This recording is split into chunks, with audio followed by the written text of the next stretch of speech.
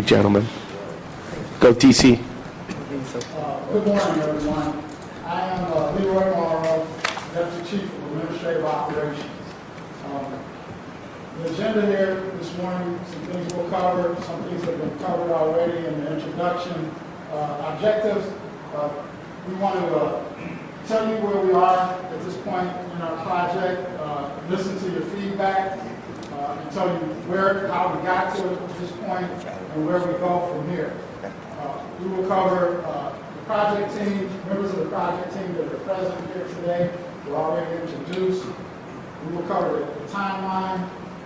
We will have a technology demonstration, talk about where the data goes, and we will have a review, and hopefully that will have some discussion and dialogue. Objectives. We think body cameras will do this for us, to help us, the Division of Police, increase transparency and officer accountability, rebuilding the public's trust and confidence in the Division of Police, providing an accurate documentation of encounters involving Cleveland Division of Police officers during the performance of their duties, help officers with report writing, evidence collection, court and complaint testimony, deter violence or other negative behavior by a suspect who may otherwise choose to assault a victim or an officer, reduce the number of complaints and use of force incidents. In 2012, the city of Rialto, California conducted a study of body cameras used in their department, and the results of that study showed an 85.7% reduction in complaints and a 59% reduction in use of force. Now, we not only looked at Rialto, there's been limited studies done so far with this technology, but as Chief Williams was articulating earlier, we also looked at voluminous numbers of documentation. We looked at documentation from Seattle. We looked at documentation from Albuquerque. We looked at several white papers. We looked at model policy from the International Association of Chief of Police, which is a national organization for their model policy. And we tried to mold the best fit of a combination of all those best practices. We had officers go on site visits. So a combination of the site visits, the national best practices that we were able to glean from the documentation we looked at, we tried to combine a lot of that into our policy. Body-worn camera project team consists of Division of Police members, City of Cleveland IT personnel, law department personnel, and we had community representation on our policy, on our committee. On the administrative side, some things that we had to look at during this endeavor. We looked at the policy, the record retention schedule, public records request, and doing things within the contract.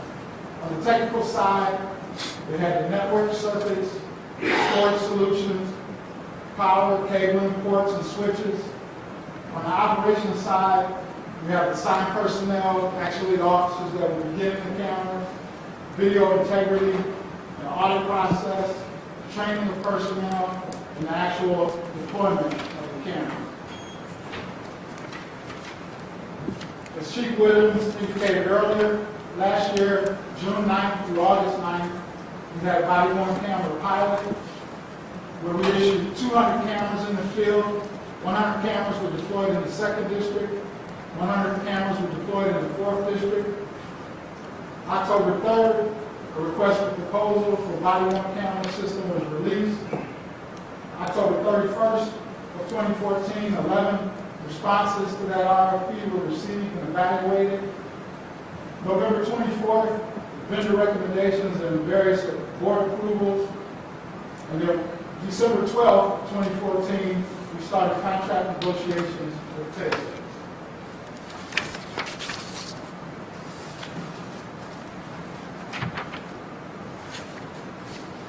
The deployment of body-worn cameras. The 4th District will start their deployment in February of this year. The 2nd District in March of this year. The 5th District in April of this year, the 1st district in May of this year, and the 3rd district in June of this year. And that's just phase 1. And then the committee will look towards phase 2, where we will do the members in special operations and administrative operations.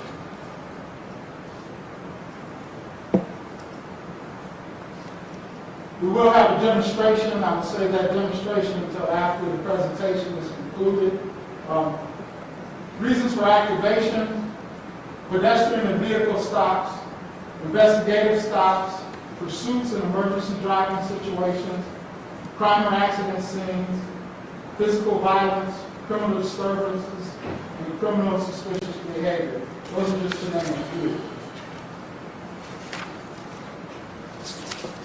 Reasons for not reporting: entering into a non-crime scene, related private residence at the request of a victim or a witness, areas of expected privacy, dressing rooms, restrooms, conversations not related to a police report and a police investigation.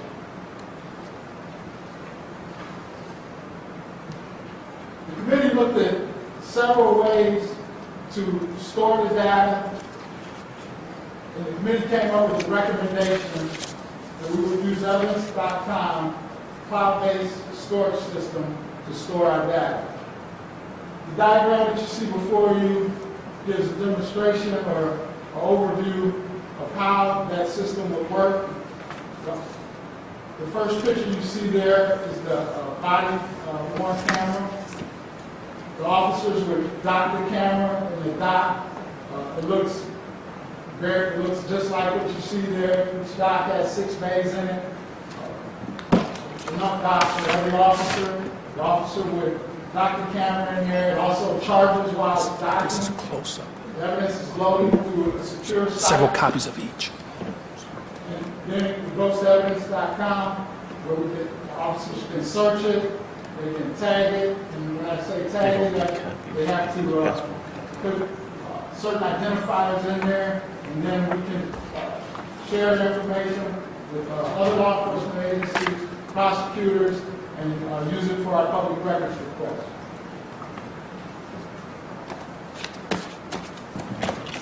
Retention period. Examples of retention samples went out to the committee, and the committee in turn we met and collaborated and came up with these retention periods in coordination with law.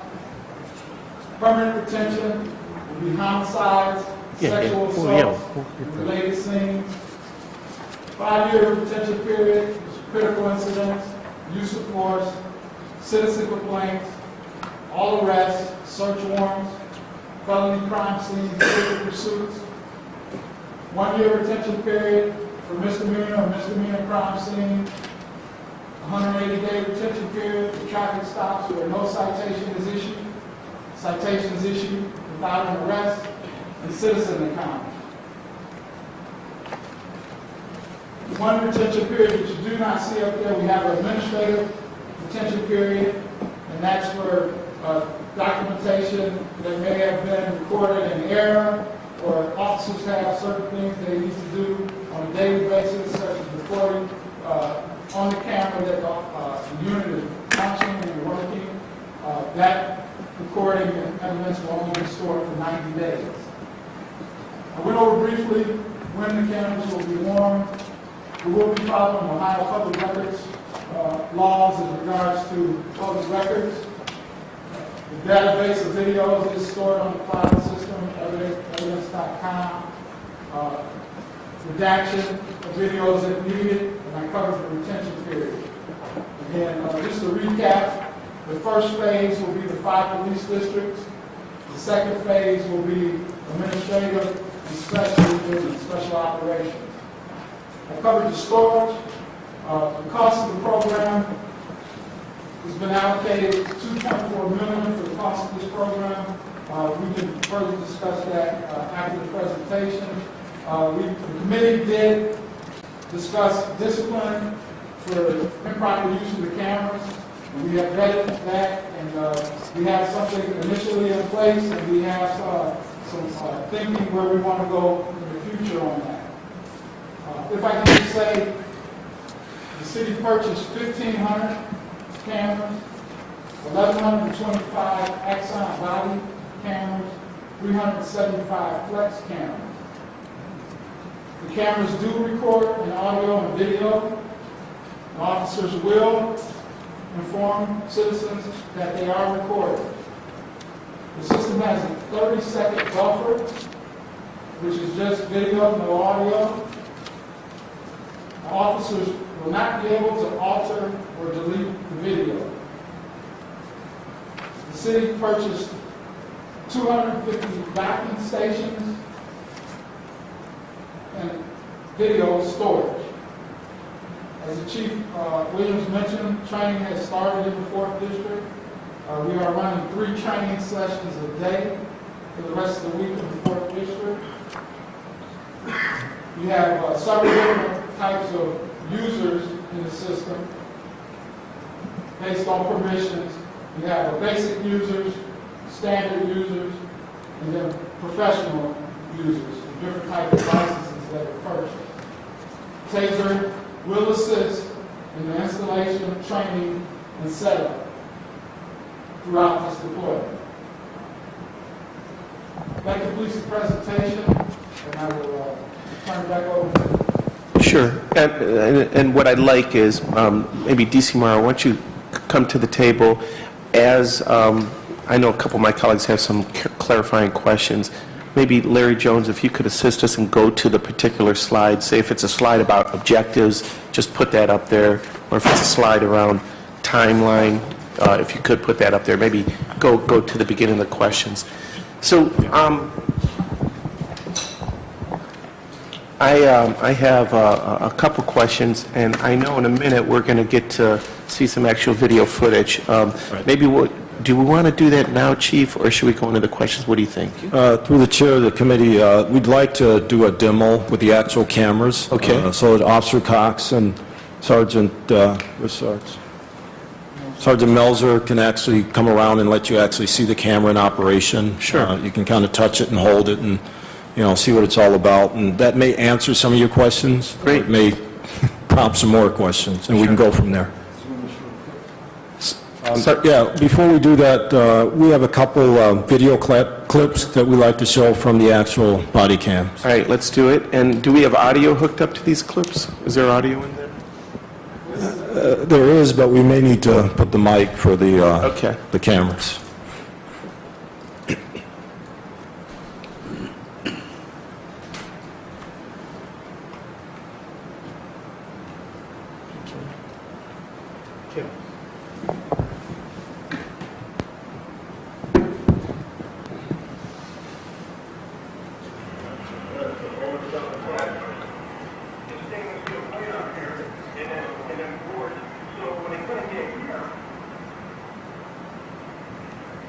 And through the chair to the committee, these clips are actually from our pilot program this summer. So for this, I would steel plates. This clip was taken in the daytime.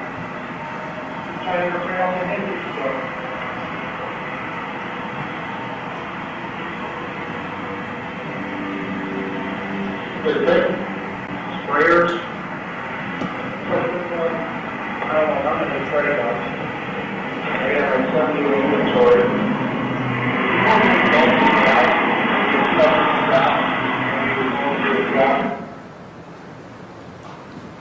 So that was just an image of what? Police officers coming up to the scene of a potential robbery of that? A break-in of a trailer. Of the trailer. Okay.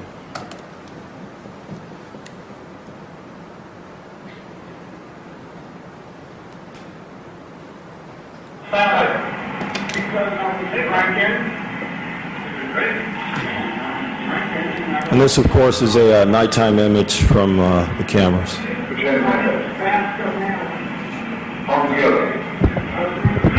Because he he's my roommate, he goes grocery shopping with me.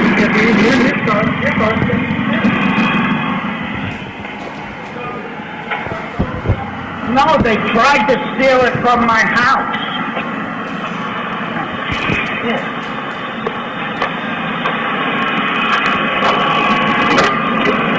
pussy.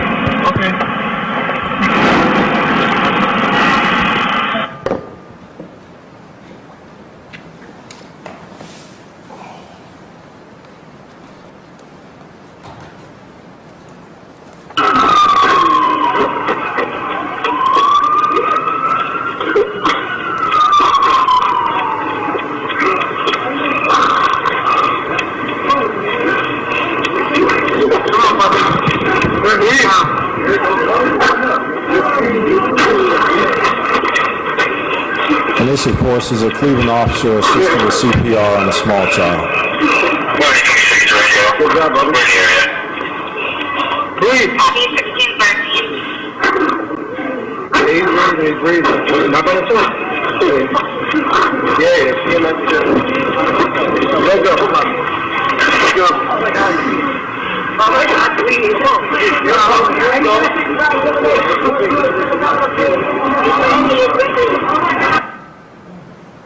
The child did survive because of life-saving measures of the parent as well as one of our officers. I would just like to point out. Yeah, please. All that footage was, if we had dash cameras, we wouldn't have captured that. Sure. All that footage was the officer out of the vehicle. I understand, and I remember when that happened over the summer with the officer, I think it was in the Clark Fulton neighborhood. Yes, in 2nd District. That was Officer, was that Herrera? Not Herrera. Was it? Quintana. Officer Quintana. I remember being at the 2nd District Community Relations award ceremony and him receiving an award for that. Yes. Such a humble guy, and but it was great to see the heroism the men and women of our police department sometimes do on a daily basis. And right now there's such a cloud over our police department, and there's so many heroes like Officer Quintana. So I appreciate you showing that image. I have a few questions, and then I want to certainly open up to questions from my colleague.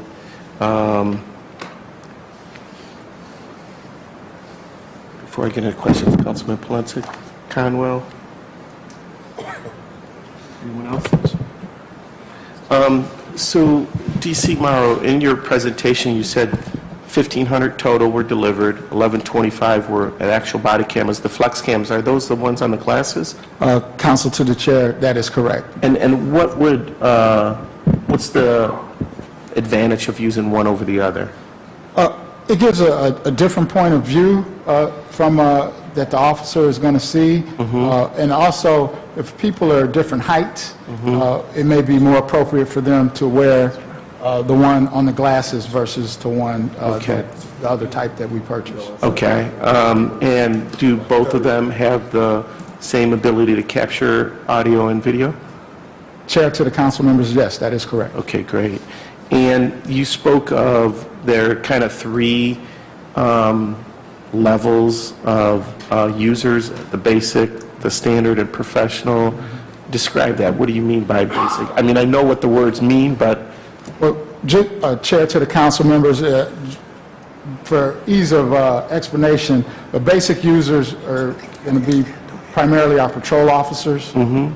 Standard users are going to be primarily our supervisors throughout the division, and then the professional users are going to be the administrators and our investigative units, such as integrity section, homicide, that do follow-up investigations. So they will actually be able to video, record, document evidence as they're going through the professional users, I'm assuming. Chair to the council members, that's correct. The professional users will have the availability to download the video and to do the things necessary in order for them to complete their investigations. So, DC Morrow, you referenced early in your report, and I don't know, Mr. Jones, if we can go to the PowerPoint presentation, some of the results in other cities. You talked about Rialto. Rialto's, I think, in California, correct? Yes, that's correct. What's the size of the city, the makeup of the city? The size of the city in Rialto is just over 100,000 in population, approximately 30 square miles, and the department is approximately 142 members. The body-worn camera project team, you referred to project team. Who was the community reps on that team? Chair to the council members, the community rep that sat on that committee was William Tarver, was recommended, with some names submitted to the committee from Community Relations, and he was a selection. Great. Sarge, why don't you just take it around? So I see where I'm looking at Deputy Chief. Where would the microphone go? I see with the body camera, most people are wearing on their lapel. Where do you put the microphone? To the chair, to the council members, we have two units. The unit that's currently being passed around now is the flex unit, and that particular unit has the camera itself that would actually be mounted on the glasses or other areas on the officer. The larger portion of it is actually, that's the camera that you're holding, sir, and the actual battery itself, it's being held by Council President Kelly. That particular unit will go on the belt. The unit that you presently have in your hand is our Exxon model, which most of the officers will get to be deployed. And that particular unit can be worn on the chest. Most of our officers wear the outer carrier vest, so that's going to be placed right in the center for the best possible vantage point. So activation is by pressing...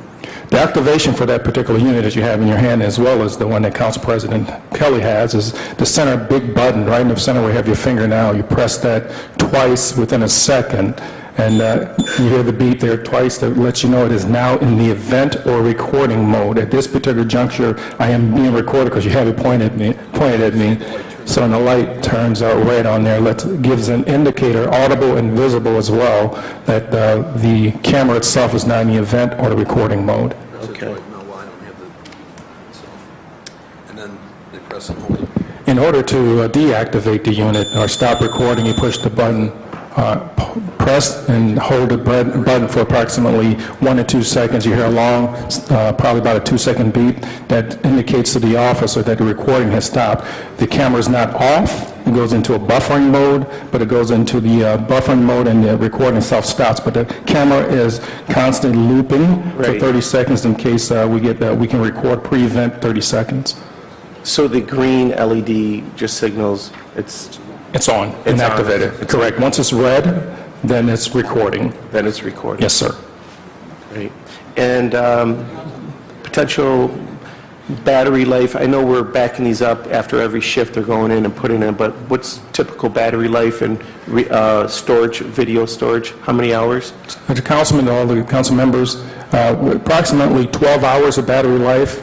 The cameras itself can record continuously for 9 hours, but the battery life is 12 hours. Okay, great. So, Deputy Chief Morrow, you talked about the Phase 2. We saw the timeline associated with the rollout. We know 3rd District will be implemented in June. When does Phase 2 start for Special Operations and Administration? Chair to the council members, Phase 2 would start directly after Phase 1, and we will continue that until we're fully implemented. Okay. And who is actually doing the training? Is it representatives from TASER? Is it police, CPD? Who's doing the training? Chair to the council members, we do have a representative from TASER that is here to assist us with training, installation, and setup, as well as members of our training section and members of our mobile support unit as well. Okay, great. And then either DC Drummond or DC Morrow, talk about, you went over our retention policy. You said we're going to follow the Ohio Public Records Law in terms of sharing information. Can you just expand a little bit more about the retention policy and how, what would be the turnaround time, typical, I mean, create different scenarios so council people can understand how we're going to hold that data, store that data, but then share that data when it's requested the appropriate way. Chair to the council members, I did cover the retention period briefly. It is listed in your handouts that you have in the policy, and we crafted that in conjunction with law. We added some additional members to our mobile support unit to help with our public records requests and our back-end management of the system. And so just and I appreciate you putting it up there because I don't have my cheater glasses and I can't read this. I shouldn't have said that, giving away my age. Like critical incidents, 5 years. I mean, was this an arbitrary number, or is this what other cities comparable our size who are using this technology using? How'd you come up with these numbers? Some of those, well, we followed the record retention policy that we currently have, and we discussed that, the committee members discussed that with the law department to see where we could fit in the classifications as a maximum time and minimum time. Some of those we already do, like homicides and sexual crime evidence. We don't destroy that at all. We keep it. The laws are constantly changing. 20 years plus where people can be held accountable for those types of crimes. So certainly we do not destroy that type of evidence. The other ones, we have periods mentioned in there. If it needs to be kept for longer, it can be flagged and we can keep it for a longer period of time. Okay, and I assume when you're uploading into the docking station, it's all going somewhere into some sort of computer, and when you say it can be flagged, I mean, how easy is it? Is this going to be a laborious activity? If I can. Yeah. To Chairman, to the council members, as far as the docking of the unit itself, per our policies, once the officers capture the media, they're required to dock the units in the ETMs, which is the Evidence Transfer Manager, which is, I believe I passed a picture out of those. That's currently the 4th District, and they're set up in the 4th District, and all the other districts will be set up similar. At that particular time, the evidence is going to be uploaded from the unit itself while the unit is being charged. The data or the captured media will go from the actual ETM machines through our firewalls to 205, and from 205 to the cloud, evidence.com. So right from here, the information then is uploaded into a computer, and then that goes up into the cloud? That is correct, yes, sir. Okay, great. And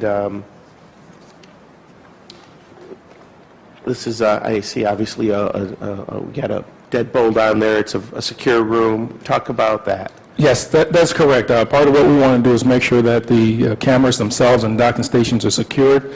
In the 4th District, the picture that you just pointed to, that actually, the room that we have, the actual ETMs and where the cameras will be kept and stored and also uploaded and recharged.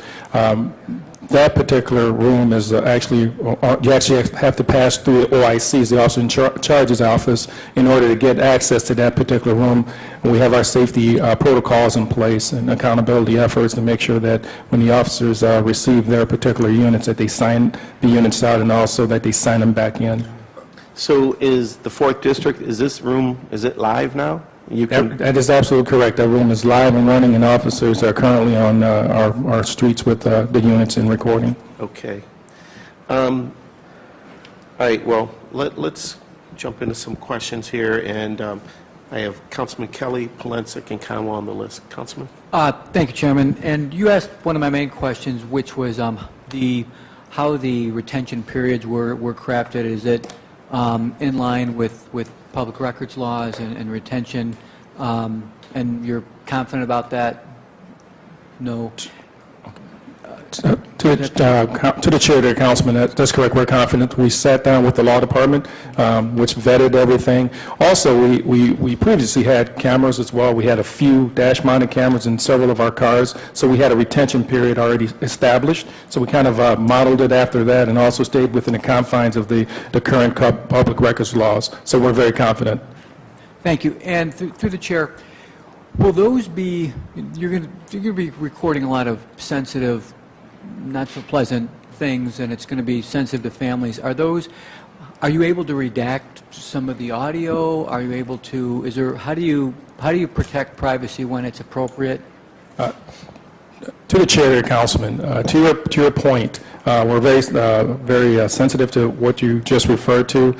We have a software that we currently have with our mobile support will have the ability and the capability to redact some of the things that you mentioned, very sensitive things, situations. We have the ability now to redact, I believe, audio, and if I'm incorrect, Todd, Sergeant Mills, you can correct me, and also pixelate faces and things of that nature.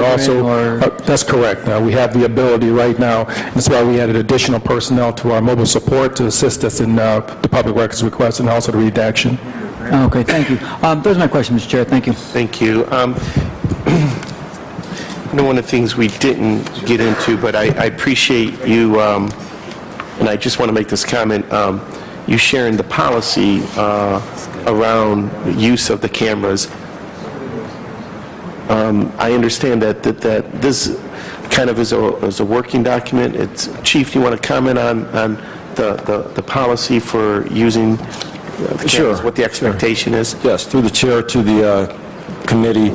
The document is definitely a work in progress. As we go through the implementation of this program, there will be things that we need to revisit. There will be revisions that need to be made to the policy based on the actual things that happen out there on the streets in our city with our officers. We will take input from our officers as far as how the implementation and the actual day-to-day use of the camera affects their ability to do their jobs, and if those recommendations create a positive for both the officer and the citizens we serve, then we will make those changes. So I just, good. I mean, that's good that this is an organic document, that if we need to modify it, change it, or not you, I mean, it ultimately is your decision, and a lot of input, certainly from the community and the council as well, that can happen. Right now, our officers are out, they're doing an 8-hour shift, they're coming in, and they're writing reports. Is this now, with them wearing cameras, is this going to affect kind of their downtime where they're not on the streets, but they're actually coming back to the station? How much is that going to consume of their 8-hour work shift? Through the chair to the committee, yes, there will be some additional time involved in administrative duties with the deployment of the cameras. We're working through a lot of those issues right now. There is software that we're going to be able to load on our mobile terminals in our cars to be able to allow the officers to both upload their video to evidence.com and to tag that video while they're in the cars, rather than to actually return to the district, dock the camera itself, and then log on to the system and tag it otherwise. But we realize that this adds another parameter for administrative duties, but it also allows the officers to definitely document their day's activities. And when they're writing those reports on crimes and on incidents, it allows them to go back and view some of that footage to make sure things are correct. Yeah, because I'm aware that sometimes our officers, they're doing an 8-hour shift, but they're coming back to the station for an hour writing reports. And if, you layer on top of that, another half hour in dealing with cameras, I'd rather our police officers be on the streets for 8 hours than sitting in the district for an hour and a half. Can anyone speak to, you're in charge of operations, DC Drummond? To the chair, to the council members, that's something that we actually take very seriously, as you know, and under consideration when we purchased this particular product.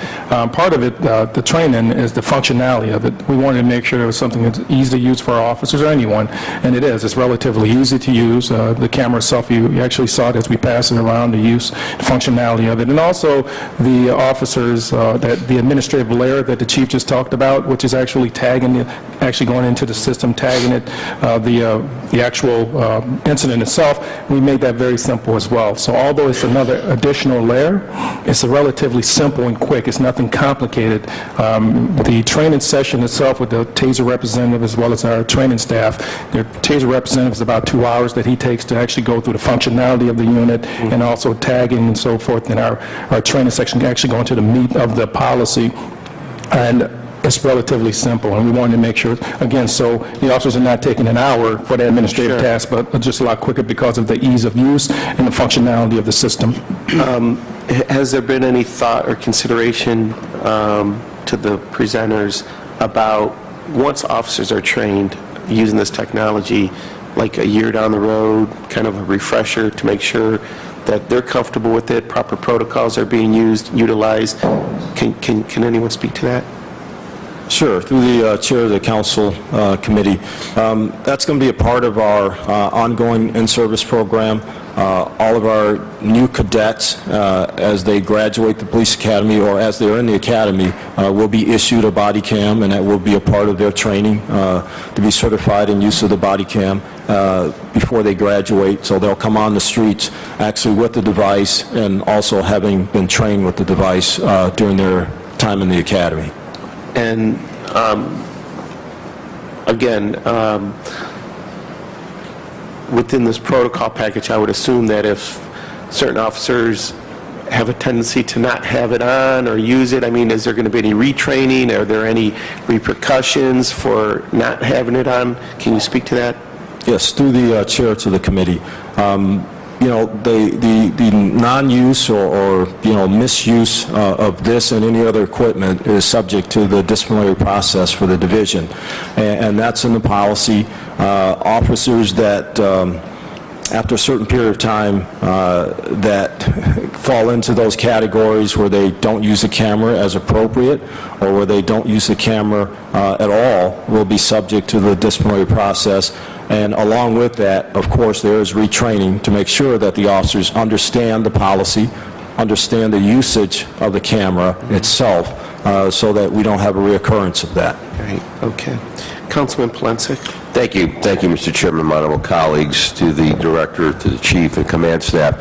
It's been a long time coming, and I think all of us are very pleased that the cameras now are going to be implemented throughout the entire city.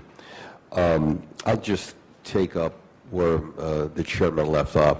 So what specifically is the penalty for an officer that shuts the camera off? Through the chair to the councilman, we are going to place certain violations of the camera program within our disciplinary guidance matrix. And right now, our matrix has 3 levels, 1, 2, and 3 being the most severe. So it depends on what that misuse of the camera is, where it would fall in that matrix. And then that matrix comes from the level of a written warning for the officer up to and including a 10-day suspension. And then anything over that, if we feel it's gross misuse of the camera itself or our policies, is referred to the safety director for punishment or corrective action that may be over 10 days suspension. Okay. So, Mr. Chairman, to the chief, as an officer is riding in the vehicle, the camera is not on, correct? Through the chair of the councilman, it depends on if he's responding to an incident. If he's in an emergency response driving, then yes, the camera is on. Okay, but if I'm just patrolling, the camera's not on. Through the chair of the councilman, the camera is always on. It's in a buffering mode. It may not be in a event or recording mode. Okay. Where, because I've heard different things, where does the CPPA stand on this issue? Through the chair of the councilman, you'd have to ask President Loomis where the union stands. I know I've talked to several union reps. I've talked to, of course, our officers. Right. And right now, it's kind of a mixed bag. I mean, we've done several pilots where we've had both positive and negative from this program. But we have to see this program out for an extended period of time for both officers and the public to get used to this technology and these procedures to see what's really going to happen for the city of Cleveland. But in all the research that we've done, the cities that we've visited and personally talked to, the articles that are out there on body cams, and there are probably dozens, probably 99% of those articles have a positive end to it, that the officers that now have a body cam that maybe were apprehensive in the beginning would not give it up now because of the functionality, because of the accountability on both sides. So, Councilman, hold on. No, I know. I was just going to say, Councilman Kelly would like to make a clarifying comment. Sure. Thank you, Chair. Thank you, Councilman Plunzik. Councilman Plunzik asked about CPPA, and I'm sure you can glean by this council's votes and supports of this issue throughout the years that this is something we support. My question is there anything we should be aware of, any collective bargaining issue that would stand in the way of implementation of the program? Through the chair, through the council president, currently, no. I mean, there's always things out there that can be, challenged, but currently, no. Okay. Always good. Thank you. Thank you. And thank you, Mr. Chairman. Mr. Chairman, to the chief, FOP, where are they at on the issue? Through the chair to the councilman, I haven't talked to President Bentley specifically on cameras in a specific meeting, but in casual conversation, I know he personally doesn't have an issue with it. His membership, I'm sure he'll have to poll after we kind of get into this also. And what about the Shield Club? Shield Club is the same. No issues right now. Okay, thank you. Mr. Chairman, to the presentation, the PowerPoint with regard to where the cameras, or when the camera could be shut off, could you put that back up? Mr. Jones, can you get that slide up? And through the chair to the councilman, I'll defer to Deputy Chief Drummond to kind of explain that part of the policy. Okay. My question is, while they're looking for it, we know so often in specifically domestic violence cases where people are afraid to pursue a complaint. And what I read in there, and I'm looking for it right now, is that Council President, or Councilman Polensek, do you want it on when to use it or when not to use it? when not to use it. Okay, so that's the slide that's up there. When not to use it, entry into a non-crime scene related to a private residence at the request of a victim or a witness, areas of expected privacy such as a dressing room or restrooms, and conversations not related to a police report and or Okay. a police... Specifically there, at the request of a witness or victim. You got to explain that one to me. To the councilman, to the committee, it's going to vary on the circumstances. Okay. I tell you, in a domestic violence situation where officers receive a call to respond to domestic violence, the officers in that particular situation will continue to record in that circumstance. The circumstances that we're kind of referring to is, for an example, let's just say if someone is at work, they come home, they realize that their home is burglarized. Okay. They call for us, CPD, we respond. Maybe the victim at that particular time, the complainant states, I don't want you recording inside my home.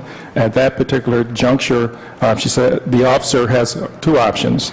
The officer can request that the victim complainant step outside so he or she can continue to record.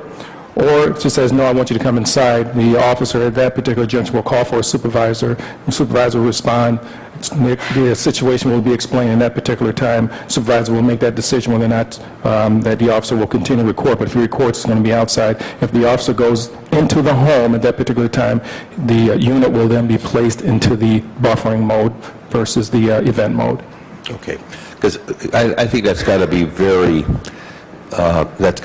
clear and defined, because we all know that at some point that could compromise an investigation once that camera is shut off. That's correct. So I want to make sure that there's clear and concise protocol as it pertains to when that because we've seen it, right, where we have people unwilling to testify. We just see a case we're reading about where someone all of a sudden doesn't want to testify against somebody. Okay. The longevity of the device itself. What is the lifespan of the camera? Chair, to the council member, it would be 2 to 3 years on the life cycle. Okay. And the individual cost per camera is what cost? Currently, the Exxon, which is the one that doesn't have the wires attached to it, it's $299 per unit. Okay. The Flex unit, that's approximately $599 per unit. So the Flex is with the ear? That's correct. Okay. Yes, sir. So, okay, so then I could direct my comments to the director. So, and maybe we'll get into the budget process as well. So obviously, we have to have a long-term financial strategy as it pertains to replacement of units. So obviously, we're using, I'm assuming we're using capital dollars for the replacement of the units? What dollars are we, because we're going to have to replace them at some point. Yeah, Mr. Chairman, to the councilman and council members, there is a strategy in place. Okay. And I'll defer to Mr. Larry Jones because he's more specific as far as how the replacement will take place and the money involved. Okay. Mr. Jones? Through the chair to the council members, as Deputy Chief mentioned before, $2.4 million from capital was allocated for this project. So as part of the contract terms, what we negotiated was a refreshment plan. So DC Morrow mentioned years 2 to 3 as far as the camera life cycle. So already in the contract, year 3, we negotiated a price based on prices in 2015 to replace maybe a third or a half, or if all the cameras needed be. So we already set that in place where we can utilize capital dollars for that technology refreshment. Okay. So the game plan then, Mr. Chairman, to the director, that this will be, just as we purchase all the equipment for the police department, this will be an ongoing process as well. So from this point on, we can tell all of our citizens that Cleveland police officers will be wearing body cams. Is that correct? Mr. Chairman, to the councilman, that's correct. It's my responsibility to ensure that we do have the rollover as far as replacements. But we have the consistency. A parallel program would be the personal vest for the body, for the patrol officers, where we roll them over every year. Okay. Mr. Chairman, to the director, there had been, because we all saw it, there had been an offer by the county prosecutor as it pertains to dash cams, an offer. Where are we on that? Mr. Chairman, to the councilman and other council members, we're at a pricing place with that currently. Okay. Mr. Larry Jones has priced the cameras, the dash cameras per se. Right. And now we have to vet that with the mayor's office, and then we'll eventually go back to the county with those prices and see if we can work out a strategy as partners to deploy dash cams also. And if I could just comment on that, Councilman, just to, it's getting loud down there.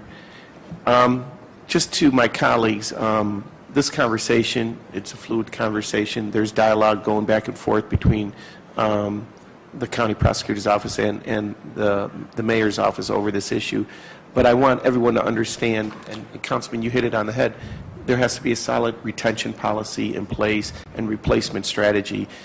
If the city decides at some point to do the dash cameras, the cost would probably be somewhere north of, close to $2 million.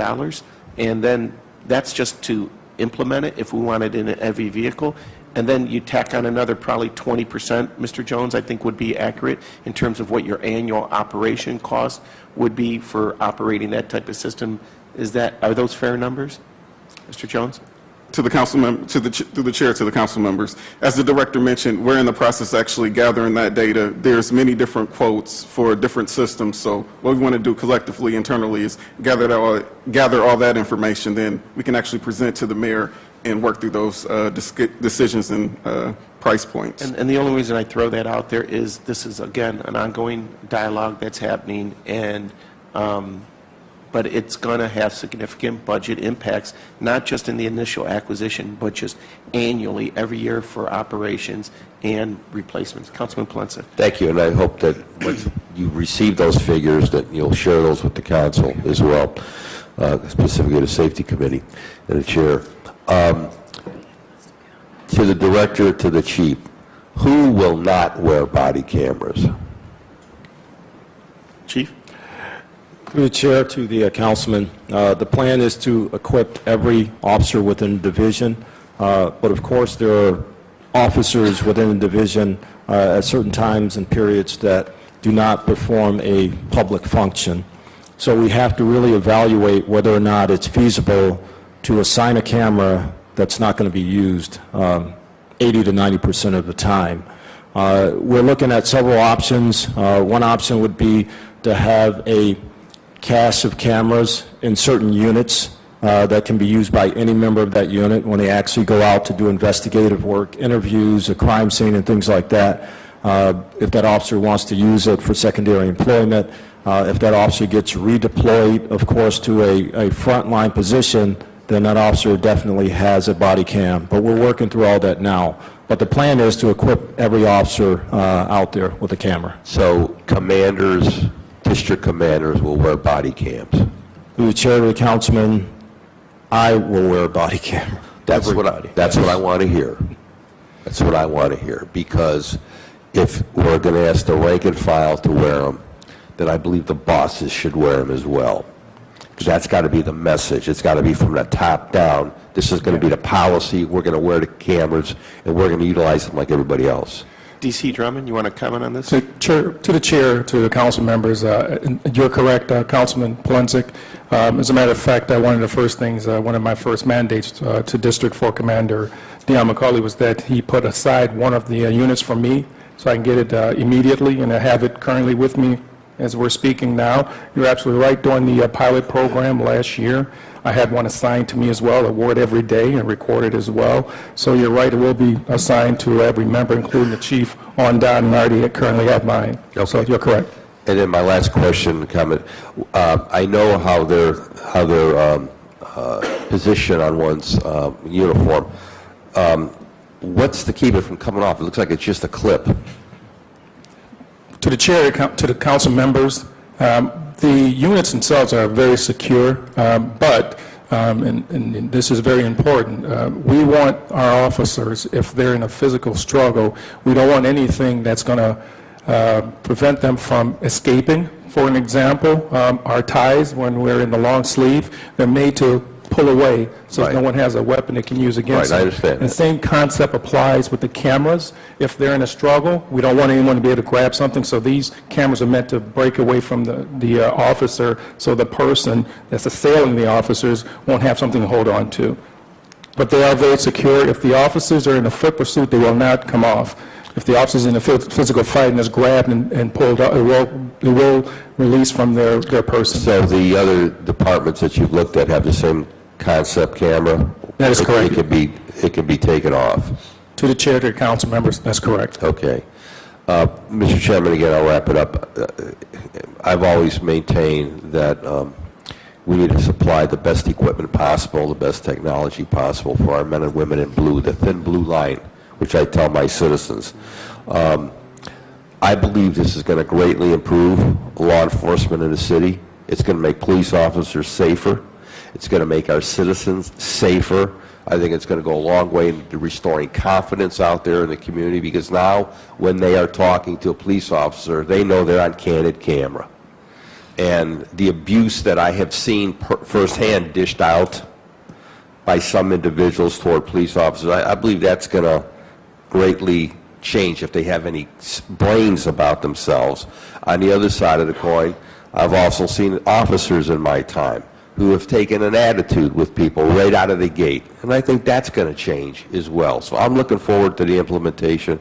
I think it's going to be a great improvement for the Cleveland Police Department, above all our citizens. Thank you, Mr. Chairman. Councilman Conwell. Thank you very, very much. Thank you, Mr. Chairman. I want to the chair, to the Safety Director, McGrath. I want to personally thank Safety Director Marty Flask for championing this body camera program several years ago. He reached out to me, he narrated it to me, and he did a good job. This is a good job. Also, I met with, at that same time, to answer your question, Councilmember Mike Polensik, I met with Steve Loomis. And Steve was championing the dashboard cameras, because that's what he wanted. He did not want the body cameras. He wanted the dashboard cameras. And so did Councilmember, I stand corrected, Zachary was pushing also for the dash cameras. He was championing the dash cameras as well. I like the body cameras. And so I joined with the Safety Director to champion these body cameras. It's several years in the making, and now we're here. So I want to personally thank Marty Flask. Tell him that personally for me.